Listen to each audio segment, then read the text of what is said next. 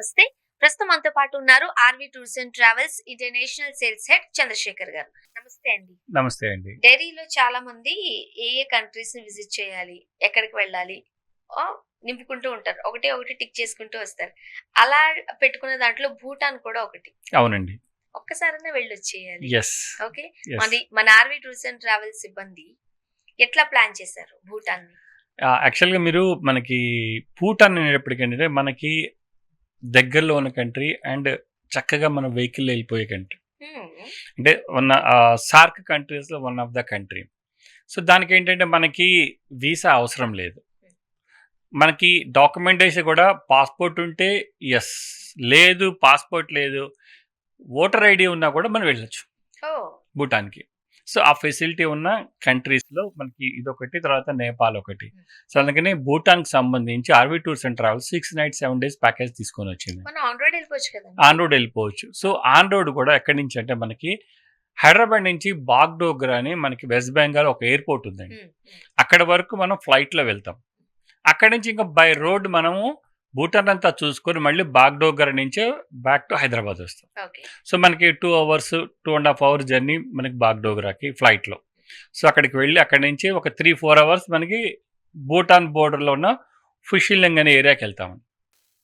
So, అక్కడే మనకి ఈ వెరిఫికేషన్, వీసా వెరిఫికేషను, తర్వాత మనకి వీసా ఇష్యూ, తర్వాత పాస్‌పోర్ట్ స్టాంపింగు, ప్లస్ అక్కడొక ఫీజు ఉంటుంది. ఎస్‌డిఎఫ్ ఫీజ్ అని. ఈ పేమెంట్ అన్నీ కూడా ఆ ఏరియాలోనే చేసుకుంటాం మనం. ఓకే. మనం వెళ్తూ దారిలో. యెస్. వెళ్తూ దారిలో బాగ్‌డోగ్రా దిగి వెళ్ళేటప్పుడు లంచ్ చేసుకొని, లంచ్ నుంచి మనం ఈవినింగ్ కల్లా మనం ఈ ప్రాసెస్ అంతా అయిపోతుందండి. ఓకే. అయిపోయి ఆ బోర్డర్ ఏరియాలోనే, ఆ సిటీలోనే మనం ఆ నైట్ స్టే చేస్తాం. సో, ఫస్ట్ డే అంతా మనకి జర్నీతో జర్నీ అవుతుంది. ప్లస్ మెయిన్ ఇంపార్టెంట్ అయినటువంటి ఎస్‌డిఎఫ్ ఫీజ్ పేమెంట్ ఇవన్నీ కూడా మనం చేసుకోవచ్చు. ఎంత ఉంటదండి ఫీజు? ఫీజు వచ్చేటికి పర్ డే 1200 అండి. ఓకే. 1200 Indian rupees. మనం 6 డేస్ ఉంటాం అక్కడ. హుహుహు. సో, ఆ ఫీజు కూడా మన ఆర్‌వి టూర్స్ అండ్ ట్రావెల్స్ ప్యాకేజ్‌లోనే ఇంక్లూడ్ ఉంటుందండి. ఓకే. సో, ఆ ఫీజు కూడా పే చేసుకొని అక్కడ స్టే చేస్తాం. అక్కడి నుంచి బయలుదేరి నెక్స్ట్ మన జర్నీ స్టార్ట్ అవుతుంది థింపూకండి. ఓకే. థింపూ అంటే భూటాన్ యొక్క క్యాపిటల్ సిటీ. సో, థింపూకి వెళ్ళే దారిలో వాటర్ ఫాల్స్, మంచి వ్యాలీస్, అసలు వ్యాలీస్ అద్భుతమైన వ్యాలీస్ అండి. అది చూస్తేనే మనకి ఆ అనుభూతి కలుగుతుంది. అంత చక్కగా ఉంటాయన్నమాట. అసలు ఏసీ అవసరం ఉండదు. ఒక మాటలో చెప్పాలంటే మన బస్సులో వెళ్తా ఉంటే ఏసీ అవసరం ఉండదన్నమాట.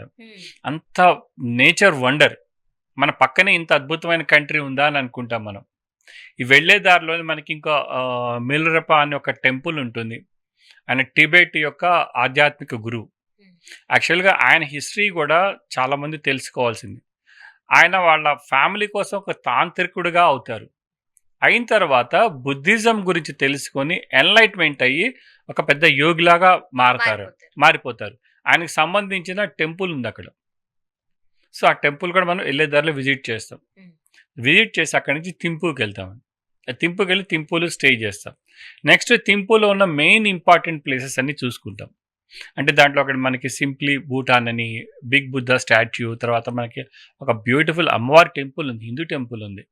అది అలాంటి టెంపుల్ మనకి మన పెద్ద టెంపుల్స్ కాకుండా అంటే మనకి రామేశ్వరము, కన్యాకుమారి, మధుర మీనాక్షి అలాంటి టెంపుల్ కాకుండా దానికి కొంచెం తక్కువలో ఉంటుందన్నమాట ఆ టెంపుల్.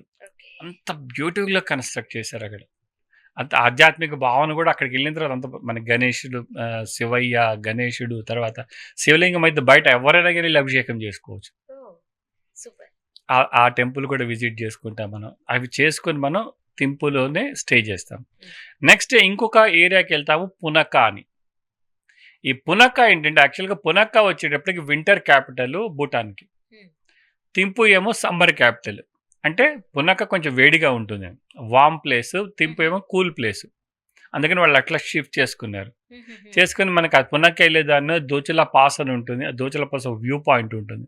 క్లియర్ వెదర్ ఉంటే మనకి హిమాలయన్ రేంజ్ అంతా కనపడుతుంది అక్కడి నుంచి. ఓకే. అక్కడే మనకి 108 మనకి బౌద్ధ స్తూపాస్ ఉన్నాయి. అవి కూడా మనం విజిట్ చేసుకుంటాము. విజిట్ చేసుకొని పునక వెళ్ళి పునకాలో వచ్చేటికి అక్కడ మనకి జోంగ్స్ అని అంటారు. ఆ జోంగ్ అంటే ఆధ్యాత్మిక కేంద్రం వాళ్ళకి plus administrative offices and schools అన్నీ కూడా ఒకటే ప్లేస్లో ఉంటుంది.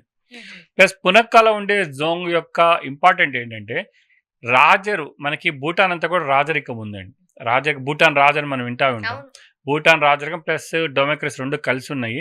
భూటాన్ రాజ్ వంశంలో ఏదైనా ఇంపార్టెంట్ ఈవెంట్ ఉంది అంటే ఫస్ట్ అక్కడి నుంచే స్టార్ట్ అవుతుంది. హుహు. అంటే మా రాజు యొక్క నెక్స్ట్ కింగ్ అనౌన్స్ చేయటం గానీ, ఆ కింగ్‌కి అది కూడా పొసెషన్ అంతా కూడా అక్కడే ఉంటుంది. అందుకని మెయిన్ ఇంపార్టెంట్ ప్లేస్ ఆ జోంగ్. ఓకే. సో, ఆ జోంగ్ విజిట్ చేస్తాం మనం. ప్లస్ మనకి ఒక hanging bridge, longest hanging bridge అనమాట భూటాన్‌లో. హ్మ్. ఆ హ్యాంగింగ్ బ్రిడ్జ్ విజిట్ చేసి మళ్ళీ థింపుకొస్తాం. తర్వాత అక్కడి నుంచి బయలుదేరి ఇంకొక ఇంపార్టెంట్ సిటీ పారో అని ఉందండి. అంతా కూడా మనం వెళ్ళే దారి అంతా కూడా ఒక రివర్ మనతో పాటు ఫాలో అవుతా ఉంటుందండి. ఓహ్! ఆ నది సవ్వడి వినపడతా ఉంటుంది. అబ్బా! సో, చక్కగా మనకి ఆ నేచర్ ఎంజాయ్ చేసుకుంటూ వెళ్తాం. అంతా కూడా 2 hours, 3 hours journey. Thimphu to Punakha, Punakha to Thimphu గాని, థింపు నుంచి పారో అన్ని 2½ అవర్స్ టు 3 అవర్స్ జర్నీ. అంతా ఆన్ రోడ్ వెళ్ళిపోవచ్చు. అంతా రాను వెళ్తూ వెళ్ళవచ్చు. వెళ్తూ కూడా మంచిగా బ్యూటీని ఎంజాయ్ చేయొచ్చు. చక్కగా ఎంజాయ్ చేయొచ్చు. అసలు ఎవరన్నా ఎంతసేపు జర్నీ చేసామా అనిపియదు. ఎవరైనా పునక్కాలో రివర్ రాఫ్టింగ్ చేయాలంటే రివర్ రాఫ్టింగ్ కూడా ఉంది పునక్కాలో. హ్మ్. చక్కగా రివర్ రాఫ్టింగ్ చేసుకోవచ్చు.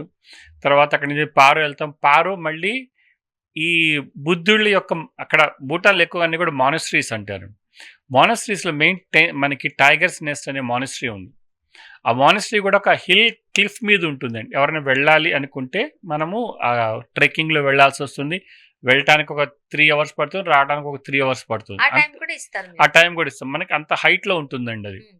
సో, దానికి ఒక వాళ్ళకి చెప్పే మానస్ట్రీ ఏంటంటే బుద్ధ భగవానుడి శిష్యులున్నారు పద్మసంభవ అని. తను ఫ్లయింగ్ టైగర్ మీద అక్కడ మెడిటేషన్ చేశారు అని. అందుకని అక్కడ మానస్ట్రీని వాళ్ళు నిర్మించారండి. హుహు. చాలా అద్భుతంగా పైనుంచి చూస్తే వ్యాలీ అంతా చక్కగా బ్యూటిఫుల్‌గా కాకపోతే ట్రెక్కింగ్ చేయాల్సొస్తది. ఓకే. అందరూ వెళ్ళొస్తా ఉంటారు. 3 అవర్స్, 4 అవర్స్ చిన్నగా వెళ్ళి అందుకని మనకు ఆ రోజంతా టైం ఉంటుంది అక్కడ. చూసుకొని వస్తారు. నెక్స్ట్ డే రోజు మనకి అక్కడ నేషనల్ మ్యూజియం అని ఉంది.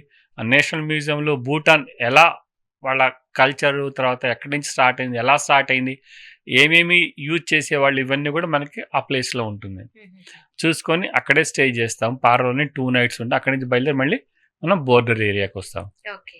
బోర్డర్ ఏరియాకి వచ్చి అక్కడి నుంచి బయలుదేరి మనకి వెస్ట్ బెంగాల్‌లో ఉన్నటువంటి ఎయిర్‌పోర్ట్ నుంచి మళ్ళీ బ్యాక్ వస్తాం. ఓకే. ఓకే. సో, అంటే ఇదంతా వెళ్లి రావడానికి ఎన్ని డేస్ 6 పడుతుంది? నైట్స్, 7 డేస్ పడుతుందండి. ఓకే. ఐటినరీలో. ఐటినరీలో. ప్యాకేజ్ ఏంటి? ప్యాకేజ్ కాస్ట్ మనకి 70,000 రూపాయలు మాత్రమే. అంతే. అంతేనండి. ఓహ్! 70,000లోనే మీకు ఇక్కడి నుంచి ఫ్లైట్స్, బాగ్డోగ్రాకి ఫ్లైట్, బాగ్డోగ్రా నుంచి return plus hotel accommodation plus ఈ ఎస్‌డిఎఫ్ ఫీజు కూడా దాంట్లోనే ఉంటుంది. అంటే దానికి ఒక 10,000 పోతది దానికి కదండీ! 10,000 పోతుంది. Plus breakfast, lunch, dinner. Lunch మన ఆన్ ద వేలో ఉంటుంది కాబట్టి ఎక్కడ ప్లేస్ దాని ప్రకారం లంచ్ చేసుకుంటా. డిన్నర్ అండ్ బ్రేక్‌ఫాస్ట్ మనం ఏ హోటల్‌లో ఉంటే ఆ హోటల్‌లో చేసుకుంటాం. ప్లస్ ఎంట్రీ టికెట్స్ ఉన్నాయండి. మనకి బిగ్ బుద్ధాకి ఎంట్రీ టికెట్ ఉంది. తర్వాత మనకి నేషనల్ మ్యూజియంకి టికెట్ ఉంటుంది. వాటన్నిటికి కూడా ఎక్కడ ఎంట్రీ యెస్. టికెట్స్ ఉన్నా ఇంక్లూడింగే. Including entry tickets. Oh! Super అండి. సో, అదండి. ఇంకెందుకు ఆలస్యం భూటాన్ ఇప్పుడే వెళ్ళాలనుకుంటున్నారా? వెంటనే కింద స్క్రోల్ నంబర్‌కి కాల్ చేయండి. ఆర్‌వి టూర్స్ అండ్ ట్రావెల్స్ సిబ్బంది మీకు అందుబాటులోకి వస్తారు. మీకు ఎలాంటి డౌట్స్ ఉన్నా సరే చక్కగా ఎక్స్‌ప్లెయిన్ చేస్తారు, క్లియర్ చేస్తారు. సో, చంద్రశేఖర్ గారు చాలా క్లియర్‌గా ఎక్స్‌ప్లెయిన్ చేశారండి. ఇంకెవరికన్నా ఏమన్నా డౌట్స్ ఉన్నట్లయితే కింద నంబర్‌కి కాల్ చేస్తే యెస్. సరిపోతుంది కదా? అవునండి. Thank you so much. Thank you అండి.